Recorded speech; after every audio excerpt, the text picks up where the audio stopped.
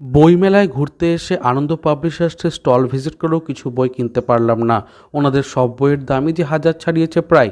আবার পুরনো প্রিন্টের বইও তারা আনেন না, সবই নতুন প্রিন্ট, কাজেই দামও থাকে বেশি, তাই কিনতে পারলাম না। মন খারাপ করে চলে গেলাম দেশ পাবলিকেশনসের হাউসে এবং দেশ পাবলিশিংয়ের বেশ কিছু বই পেয়ে গেলাম।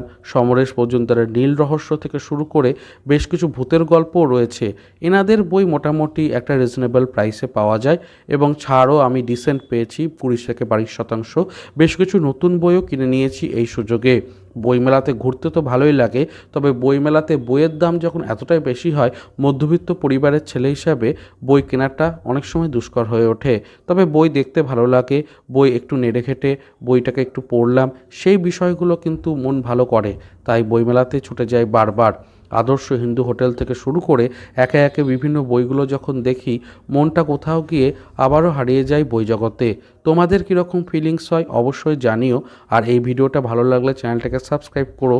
আর তোমরা কি আনন্দ থেকে বই কেনো সেটাও জানাতে পারো নিচে আমাকে কমেন্টে। এখন চলি, টাটা।